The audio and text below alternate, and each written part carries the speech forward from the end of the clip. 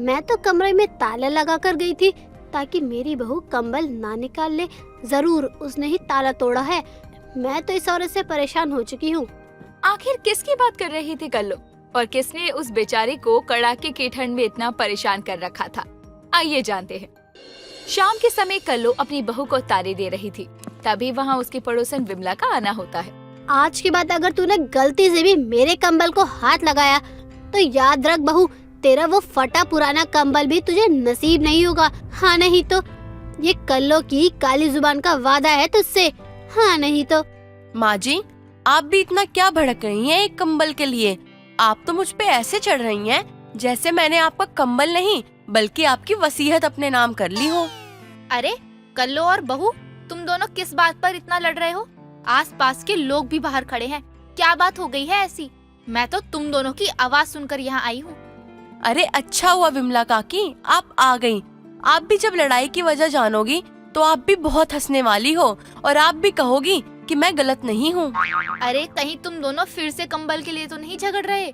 अगर ऐसा है तो फिर तुम दोनों लड़ो मरो, मैं बीच में नहीं बोल रही। तुम्हारा तो रोज का हो गया है। और बहू तू अपने पति को क्यों नहीं कहती तेरे लिए भी वो शहर से कंबल भिजवा दे? अरे विमला काकी, ये कंबल तो मेरे लिए उन्होंने भिजवाया था, लेकिन माँ जी के हाथों में गलती से ये कंबल लग गया और तब से ये इसकी मालिक बनी बैठी है। कल्लो और उसकी बहू रज्जो दोनों को सिर्फ कंबल को लेकर झगड़ा करने की आदत सी हो गई थी। एक रोज देर शाम कल्लो कहीं बाहर से घूमकर अपने घर आती है। बहुत ठंड है, जल्द से हाथ पैर धो लेती हूँ, उसके बाद कंबल में जाकर बैठूंगी। हाय गरम कंबल, एक बार बैठ जाओ तो दोबारा निकलने का मन ही नहीं होता। हाँ नहीं तो। अब जब कल्लो अपने कमरे की तरफ बढ़ती है तो वो देखती है कि उसके कमरे का ताला टूटा हुआ है। मैं तो कमरे में ताला लगा कर गई थी ताकि मेरी बहू कंबल ना निकाल ले। जरूर उसने ही ये ताला तोड़ा है। मैं तो इस औरत से परेशान हो चुकी हूँ। हाँ नहीं तो। देखा आपने, ये कल्लो की बहू रज्जो थी जिसने उसका जीना हराम करके रखा था। आइए जानते हैं कि अब वो अपनी बहू को क्या जवाब देगी। माँ जी, नींद तो बहुत अच्छी आई। ये लो अपना कंबल। अब जा रही हूँ मैं शाम का खाना बनाने। बहू तू इतनी कैसे गिर सकती है? तूने कंबल के लिए मेरे कमरे के ताले के साथ उसकी कुंडी भी तोड़ दी। हाँ नहीं तो। अब उसका खर्चा पता भी है कितना आएगा? माँ जी, भले ही 10 मिनट की नींद लो, लेकिन अपने कंबल में जो सुकून मिलता है ना, उसके लिए तो मैं आपके कमरे का कुंडी ताला सब तोड़ने को तैयार हूँ। और तो मैं ताजमहल से चोरी भी कर सकती हूँ, लेकिन बस अब ये मेरे दिल की ख्वाहिश है कि मैं अपने कंबल में ही लिपट कर मरना चाहती हूँ। हे प्रभु, तू ये कैसे कैसे दिन दिखा रहा है? हाँ नहीं तो। ये इसकी कैसी कैसी इच्छा जगा रहा है तू। कल्लो अपने कंबल को अपनी बहू से किसी भी तरह दूर रखना चाहती थी, लेकिन कल्लो की बहू रज्जो भी अपनी सास के कंबल के पीछे हाथ धोकर पड़ी थी। अब देर रात दोनों सास बहू अपने अपने कमरे में सोने जाते हैं। कल्लो का नया कंबल तो खूब गर्म था, जिसमें कल्लो को तो चैन की नींद आती है, लेकिन रज्जो का फटा पुराना कंबल गर्म ही नहीं होता और कंबल की जगह जगह से फटा होने के कारण कंबल में हवा भी आती थी। माँ जी इतनी निर्दयी कैसे हो सकती हैं?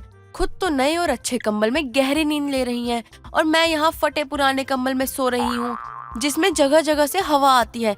समझ नहीं आता ये कंबल है या कोई हवा महल। रज्जो भी अब अपनी सास को परेशान करने का मन बना लेती है और अगली सुबह करीब 10 बजे तक जब वो नहीं उठती तो हारकर कल्लो अपने लिए चाय खुद बनाती है और अब वो चाय पीने के बाद अपनी बहू के कमरे में जाती है, जहाँ वो अपनी बहू को कंबल से लिपटे हुए सोता देखती है। क्या बात है बहू, तू यहाँ कंबल में सो रही है, वो भी इतनी देर तक? बस थोड़ी देर तू और नहीं उठती तो सीधा लंच का खाना बनेगा घर में। हाँ नहीं तो। माँ जी आज मुझसे कोई काम नहीं होगा। आपको दिखता नहीं है क्या? मैं कांप रही हूँ और मुझे बुखार भी है। मुझे दिख रहा है कि बहू तू कांप रही है, लेकिन ये ठंड मैंने थोड़ी की है। ये मेरे हाथ की बात तो है नहीं। हाँ नहीं तो। माँ जी अगर आपने कंबल के लिए कोई फैसला नहीं लिया तो आप दादी बनने से पहले ही अपनी बहू को खो दोगी। आपको तनिक भी अपनी बहू पे तरस नहीं आ रहा क्या? तू कुछ भी मांग ले मुझसे, मैं देने को तैयार हूँ। धन दौलत गाड़ी घोड़ा जो मांग ले, लेकिन मैं तुझे अपना कंबल हरगिज नहीं दे सकती इस ठंड में। धन होता ना तो आपके कंबल को देखती तक नहीं। और आप जिस दौलत की बात कर रही हैं ना, उसका नामो निशान नहीं है। और रही बात घोड़े गाड़ी की, यहाँ तो साइकिल लेने की भी औकात नहीं है किसी की। हाँ नहीं तो। देख बहू, तू अभी मुझसे ज्यादा कुछ जुबान मत चला। चल, नहीं उठना तो मत उठ, मैं बना लूंगी खाना, लेकिन मैं तुझसे अब और बहस नहीं कर सकती।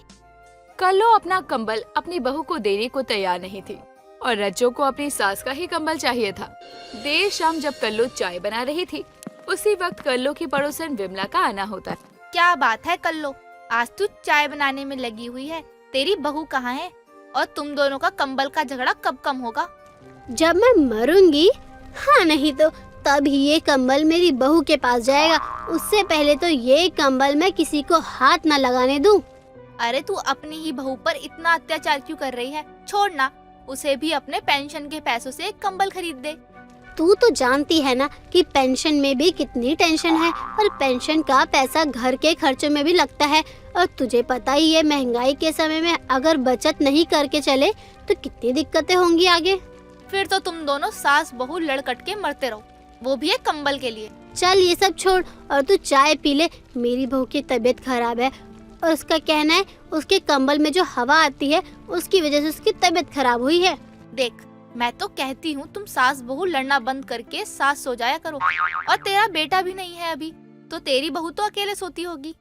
मैंने एक दिन अपनी बहू को अपने साथ सुलाया था, लेकिन क्या बताओ विमला, उसके सोते ही जो कंबल में परमाणु बम छूटने लगे, मैंने तो सारी रात जग कर आग के पास बिताई है। फिर तो अब इसका हल ही नहीं है कल्लो। अब देर रात जब कल्लो घर का काम करके सोने जाती है तो वो देखती है कि उसका कंबल गीला है, और जब वो अपने कंबल को पलटती है तो कल्लो देखती है कि उस पर जो वो पानी की बोतल रख कर गई थी, उसकी वजह से उसका कंबल गीला हो चुका था। हो गया सत्यानाश, मैं जो इस पर पानी का बोतल रख कर गई थी उसकी वजह से मेरा कंबल ही गीला हो गया, और बिस्तर भी अब मैं सोऊंगी कहाँ और कैसे? हाँ नहीं तो। अब कल्लो आंगन में कंबल को सुखाने के लिए डालकर अपनी बहू के कमरे में पहुंचती है तो वो देखती है कि उसकी बहू कंबल को लपेटे हुए खर्राटे मार रही थी। बहू, अरे ओ बहू, जरा थोड़ा सा कंबल मुझे भी दे देना। हाँ नहीं तो। बहू, बहू, कौन चोर? बहू, मैं तेरी सास। हाँ नहीं तो, वो मेरा कंबल गीला हो गया है, उस पर पानी गिर गया है।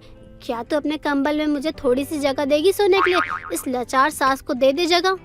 हाँ हाँ ठीक है, सो जाओ, लेकिन अगर मैं रात में उठकर आपका गला दबा दूं या फिर आपको लात मार के बिस्तर से गिरा दूं, इसकी जिम्मेदारी मेरी नहीं होगी माँ जी।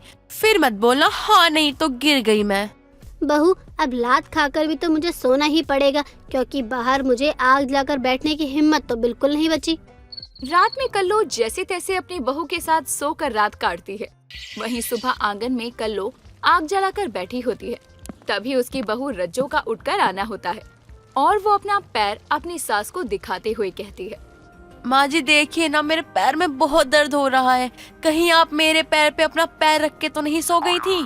क्यों, तुझे याद नहीं कि तूने मुझे रात में लात मारकर गिरा दिया था? अब इतने भारी शरीर पर तू लात मारेगी तो क्या तेरे पैर सही सलामत रहेगा? हाँ नहीं तो।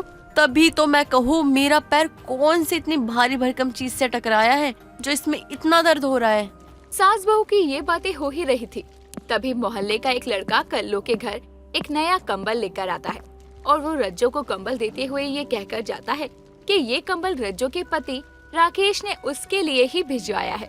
बहू, ये कंबल तो बड़ा ही प्यारा है, तू मेरा कंबल ले ले और ये कंबल मुझे दे दे। हाँ नहीं तो। अब आप इस कंबल के पीछे क्यों पड़ रही हैं माँ जी? ये सही नहीं है। अपनी खिड़की से झांककर दोनों को लड़ता देख रही विमला खिड़की बंद करते हुए कहती है, इन दोनों सास बहू का कभी कुछ नहीं हो सकता। अब तो 2 कंबल हो गए, लेकिन दोनों को एक ही चीज पसंद आती है। हे प्रभु, इनका कुछ करो। मैंने राकेश के नाम पर एक कंबल भिजवाया कि शायद ये दोनों अपनी लड़ाई बंद कर दे, लेकिन भगवान ही बचाए इन सास बहू से। हाँ नहीं तो। पूनम हर दिन की तरह आज भी अपने घर का सारा काम करने के बाद हॉल में अनुपमा चलाकर बैठी होती है और अनुपमा देख रही होती है। तभी कुछ समय बाद पूनम की सास कोकिला बाहर से घर आती है और वो देखती है कि पूनम रो रही है। ये देखकर कोकिला अपनी बहू से कहती है, बहू, तू ठीक तो है? क्यों सुबह सुबह मगरमच्छ के आंसू बहा रही है? माँ जी, मेरी अनुपमा की सास ने उसे घर से निकाल दिया। अब कहाँ जाएगी बेचारी? मुझे लगा तेरा बाप मर गया है जो तू ऐसे रो रही है। भगवान बचाए तुझसे और तेरी अनुपमा से। माँ जी, आप क्या जानो बेचारी अनुपमा का दर्द। आप भी तो एक सास ही हो ना। हाँ हाँ, चल जा अब, जा जाकर चाय बना ले। ये सुनकर पूनम टीवी को गले लगाकर कहती है। अनुपमा, मैं अभी माँ जी की चाय बनाकर आती हूँ, तब तक तुम खुद को संभालो अनुपमा। ये बोलकर पूनम दहाड़े मार मार कर रोने लगती है और ये देखकर कोकिला अपने आप से कहती है, ना जाने मेरी बहू ये सब नाटक कब छोड़ेगी। इसे देखकर तो ऐसा लगता है जैसे टीवी वाले इसके सगे हैं और इस पर जो भी दिखा रहे हैं वो भी सच है। ये बोलकर कोकिला टीवी देखने लगती है। तभी कुछ समय बाद पूनम अपनी सास के लिए चाय लेकर आती है, जो टीवी देख रही थी। ये देखकर पूनम अपनी सास को चाय देते हुए कहती है, माँ जी, अब मुझे अनुपमा देखने दो। बेचारी न जाने कहाँ रहने जाएंगी, उसके बच्चे भी तो उससे प्यार नहीं करते। हाँ हाँ, देख ले, कहीं जगह ना मिले तो उसे घर ही बुला लियो बहू। माँ जी, मैं तो आपको गलत ही समझती रही थी। आप तो कितनी अच्छी हैं। लेकिन माँ जी, अनुपमा बहुत हिम्मत वाली है, वो भी छोड़ेगी नहीं अपनी सास को। ये सब देखकर तू जो मुझ पर अपने पैतरे अपनाती है ना, वो मैं चलने नहीं दूंगी। देर रात करीब 1 बजे हॉल में बैठकर अकेले पूनम अनुपमा देख रही थी। तभी पूनम का पति राजेश पूनम से कहता है, अरे तुम पागल तो नहीं हो गई हो? रात के 1 बज रहे हैं, तुम हॉल में अकेले क्या कर रही हो? तभी राजेश जैसे ही पूनम के कंधों पर हाथ रखता है, वैसे ही बालों को आगे किए बैठी पूनम अपने पति से कहती है, तुम मेरे राजेश नहीं हो। तुम्हारा उस गौरी मैडम के साथ चक्कर चल रहा है ना, लेकिन मैं भी अनुपमा हूँ। मैं तुम्हें बताती हूँ, एक स्त्री क्या कुछ नहीं कर सकती। ये देखकर राजेश भूत भूत चिल्लाता हुआ भाग जाता है और ये देखकर पूनम जोर जोर से हंसते हुए खुद से कहती है, क्या एक्टिंग की है। ऐसे ही ना इन्हें डरा के रखूंगी ताकि ये किसी और को देखे भी ना, और ना ही वनराज की तरह मुझे छोड़ कर जाएं। अगली सुबह जैसे ही राजेश अपनी पत्नी को यानी पूनम को देखता है, वैसे ही अपनी माँ के कमरे में जाकर उससे कहता है, माँ, अब तो मुझे भी इससे डर लगने लगा है। क्यों, ये कोई चुड़ैल है? माँ, तो कोई चुड़ैल से कम भी तो नहीं है ये। रात में 1 बजे बालों को खोलकर चुड़ैल की तरह बैठी थी। मैंने कहा क्या कर रही हो, तो ना जाने क्या बकने लगी। अच्छा, बहू की बात कर रहा है तू? आपको पता है कि इस पे कोई प्रेत आत्मा आती है? कोई भूत भूत नहीं आता इस पर। ये तो इसके सीरियल्स का असर है, जो ये देखती रहती है वही हम पर कॉपी करती है। तेरे साथ पहली बार हुआ है, ये तो मेरे साथ रोज होता है। देर शाम पूनम पड़ोस की विमला के साथ मार्केट जा रही थी। तभी कोकिला अपनी बहू को जाते हुए देखकर कहती है, बहू कहाँ जा रही है, वो भी बिना बताए? एक्सक्यूज मी माँ जी, मैं घूमूं फिरूं, नाचूं गाऊं, हंसूं खेलूं, बाहर जाऊं, अकेले जाऊं, किसी के साथ जाऊं, जहाँ जाऊं, जब जाऊं, जैसे भी जाऊं, आपको क्या? क्या बोली? मुझे क्या? तेरी सास हूँ, समझी? ये तेरे बाप का घर नहीं है जो कहीं भी बिना बताए निकल जाएगी। माँ जी, आपको बहुत बड़ी गलत फैमिली है कि मैं अपने पिताजी को बिना बताए घर से बाहर जाती थी। पहली बात तो तू इंग्लिश की माँ बहन मत किया कर, और दूसरी बात ये कि क्या तूने मेरे घर को धर्मशाला समझ रखा है, जो नाचू गाऊं, खेलूं, अकेले जाऊं, बाहर जाऊं लगा रखा है? कोकिला, इसीलिए कहती हूँ कि तू भी अनुपमा देखा कर। तेरी बहू अनुपमा के डायलॉग बोल रही है। मैं तो बहू से ज्यादा उस अनुपमा से परेशान हो चुकी हूँ। माँ जी, आप भी क्यों नहीं चलती हैं मार्केट? जल्दी आ जाएंगे। अपना क्लास देखा है, एक झोला टांग लिया करती है और चल पड़ती है बक बक करते हुए मार्केट। तेरे साथ जाने से अच्छा है मैं घर ही रहूं। माँ जी, आप मुझे क्लास सिखा रही हैं। यही बहू आपको शादी से पहले तक तो आइटम लगती थी। तब मुझे पता नहीं था ना कि कांदे के भाव में पनीर लूंगी तो ऐसे ही मिलेगी। तो क्या तू भी अपनी सास से बहस करने में लगी हुई है? चल जल्दी, लेट हो गया है हमें। तभी विमला और पूनम मार्केट जाने के लिए निकल पड़ते हैं और मार्केट से सामान लेने के बाद दोनों को आने में लेट हो जाता है। तभी रास्ते में पूनम और विमला को चोर मिलते हैं। सुनसान रास्ते में जो विमला और पूनम को रोककर विमला के गर्दन पर चाकू रखते हुए पूनम से कहते हैं, ये शानपति यहाँ नहीं दिखाने का, जितना भी रोक रहा है ना इधर रख देने का। ये 2 टके की बदमाश, मेरे को नहीं मालूम कि ये तेरा चवन्नी वाला रामपुरी चाकू किसी काम का है भी या नहीं। कौन बोल रहा है? काट डालेगा इस बुड्ढी का गला, आगे नहीं बढ़ने का। मैं भी तेरे को कब से समझाए जा रही है, अपने को भी आती है ये तेरी तरह बात करना। मस्त लगा ना? ए चुप कर शानी, चुपचाप पैसे निकाल और इसको ले और निकल जाए यहाँ से। बहू दे दे जो भी तेरे पास है, वरना ये मुझे मार देगा। ऐसे कैसे मारेगा ये आपको आंटी जी? मैं हूँ ना। मैं हूँ ना क्या? तू क्या चीफ मिनिस्टर है यहाँ की? नहीं, मैं यहाँ की वो औरत हूँ जो अपना पत्नी धर्म निभाते हुए यमराज से अपने पति के प्राणों की रक्षा करती है। मैं वो बहू हूँ जो अपनी सास के खांसने से पहले पानी ला कर देती है। मैं वो माँ हूँ जो अपने बच्चों पर आने वाली मुसीबत को पहले ही भाप लेती है। मैं वो पड़ोसन हूँ जो अपने सामने ही अपनी पड़ोसन विमला आंटी का गला कटने से बचाने के लिए लगातार संघर्ष कर रही है, क्योंकि अनुपमा ये सब करती है। अरे चुप कर शानी, मैं ये हूँ मैं वो हूँ। वैसे ये अनुपमा कौन है? स्टार प्लस नहीं देखा?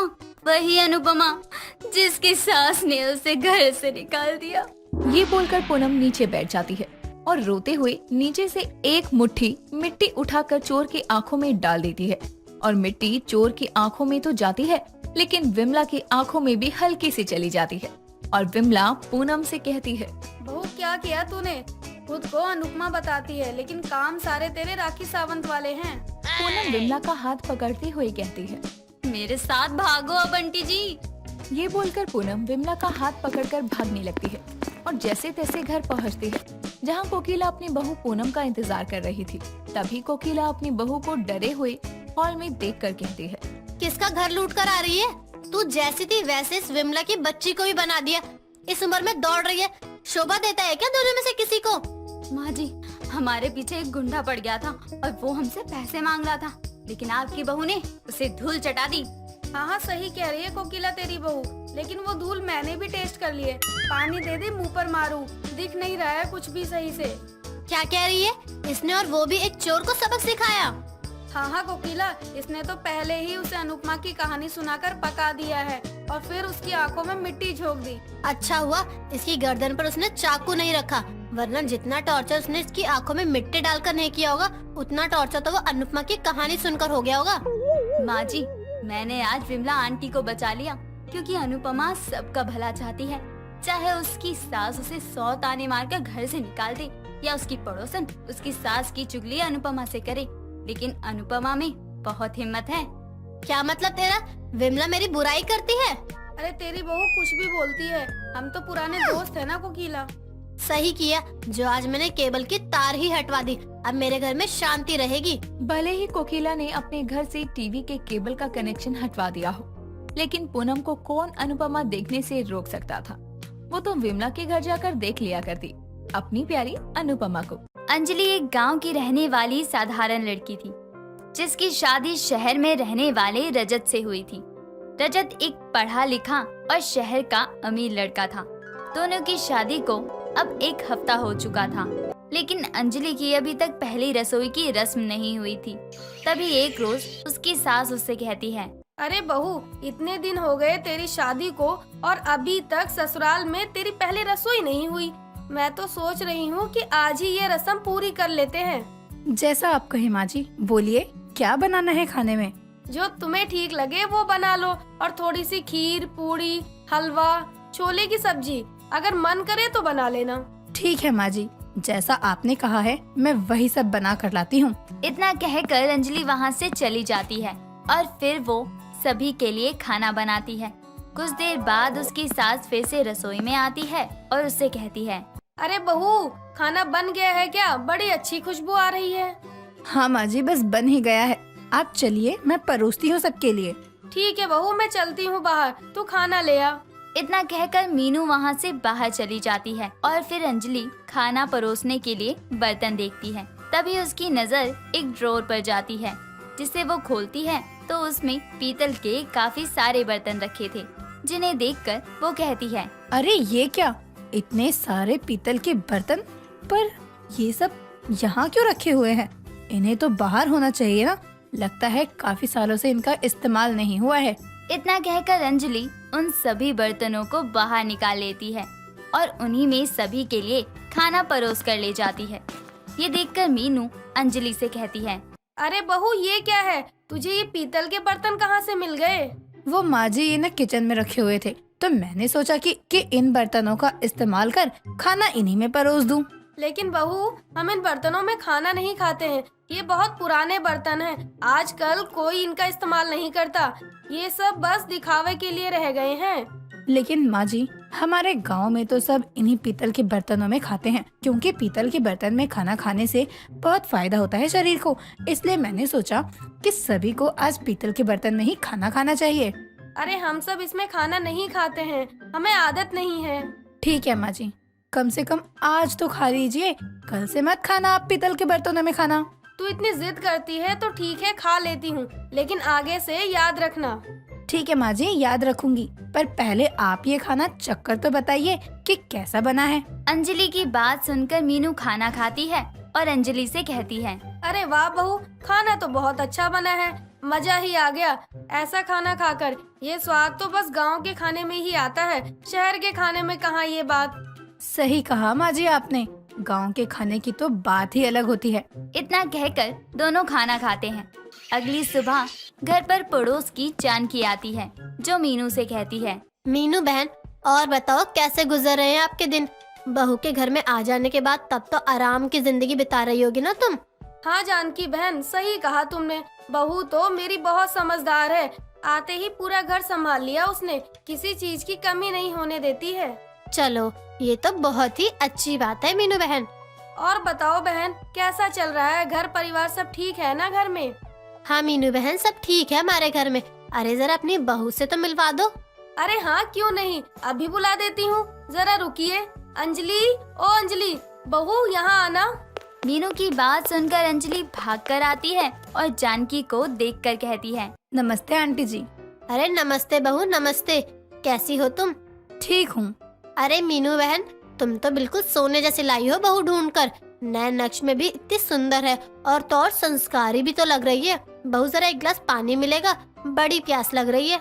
हाँ हाँ लाती हूँ आंटी जी, बस 1 मिनट।